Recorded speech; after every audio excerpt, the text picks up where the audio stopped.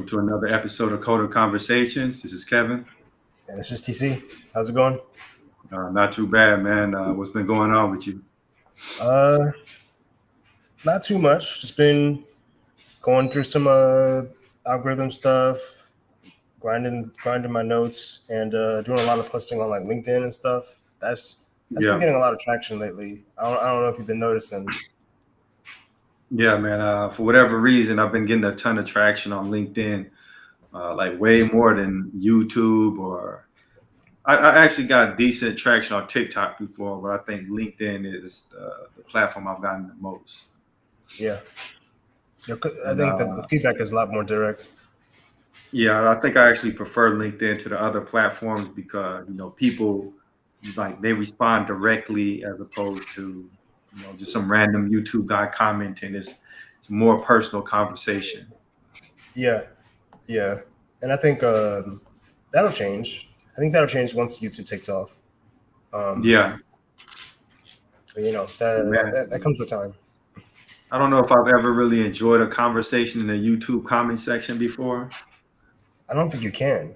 Like, well, no, let me not say that. There's like replies and like there's like threads, right? But right, I'm sure you could.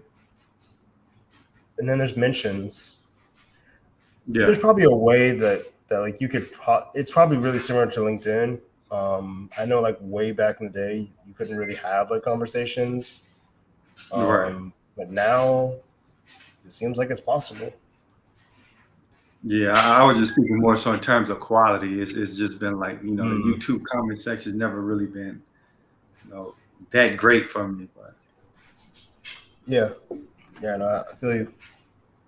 But, speaking of technology, did you hear about Amazon Alexa, where like a 10-year-old girl asked it like, what challenge should I do next? And Alexa said like, you should put a penny in an empty light socket. I heard that, but that isn't. Alexa said that. Alexa said, "Put a penny in a light socket." I believe so. That's what the story said. Hold up, Alexa challenge light socket. But like with AI, the thing about that is, after a while, it's kind of out of your control, and you got bad actors that can teach the AI to misact. You know what I mean? Like, do you remember that Microsoft chatbot? I think the name was like Tay AI. Yeah. I remember that one. And people were like teaching it to be like racist. So.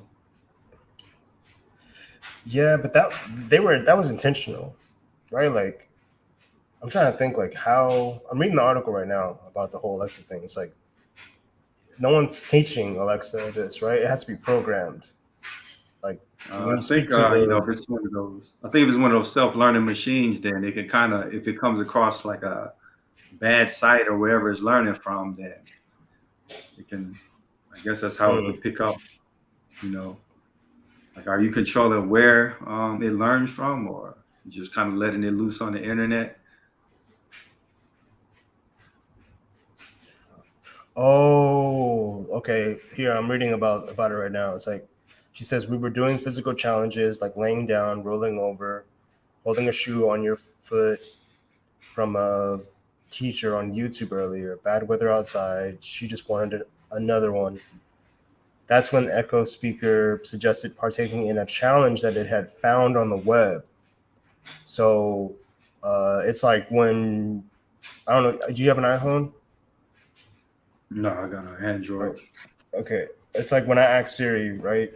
When I ask for something, and if it's not something direct, like call so-and-so or what's the weather outside, it'll say, I found these suggestions on the web. So I'm thinking the Amazon Echo just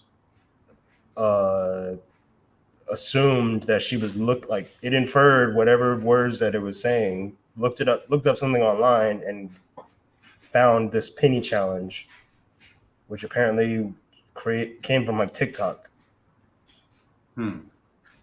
Yeah, so I guess like even with that stuff, you got to be careful about leaving your kids around it because it's kind of even if that's like the algorithm is using, it's exposing the kid to like the raw internet pretty much. Yeah, yeah, exactly.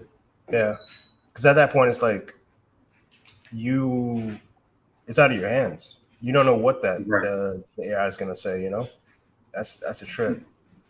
Yeah, it's almost like giving your kid a tablet without any parental controls. You just say, "Hey, have fun."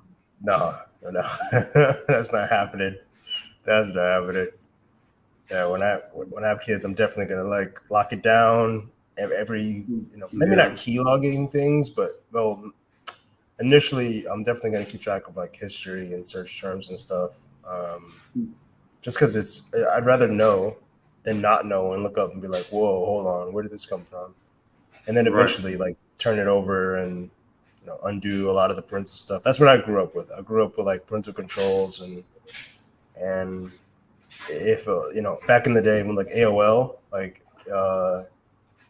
if I hit like a site that was not within my parental controls, it was like a blocker. Like I couldn't even access the website. Yeah, yep. Man, it seems like everything's like becoming smart technology now. Didn't you recently hear a story about like a smart oven or something that's got an Yeah, air frying feature? yeah. So it's funny because I'm air frying taco shells right now. I'm having tacos for dinner, and like they have a software update is coming to like Whirlpool smart ovens for like to add like an air fryer mode. And I'm thinking to myself like, all right, so now ovens are smart. Okay, so uh, like, do we need to have smart tech in everything? Like a smart coffee Right. maker? Do we need to have like a smart pot or a smart you know how we have like wireless mice, right? Like Yeah. what's we need do we need to have like a smart uh uh pot or like a pan or like a skillet, like an iron skillet, like Yeah. I don't really like the fact that everything's like being connected to the internet, and I don't know if it's gonna eventually be to a point where it's AI powered, or if every device is connected to the internet, that also means like hackers can access it. yeah. Did you hear about the what was it? I'm gonna sidebar really quickly, but it was like hackers got into was it ring cameras or something, and Yeah. they would talk over the speaker like, but it wasn't like, oh man, I forget what it was exactly, but it was like they had access to these speakers that parents were using in like their kids' rooms, and they were like Mm, talking to their kids or whatever, and like freaking out, like trolling them essentially over their speakers.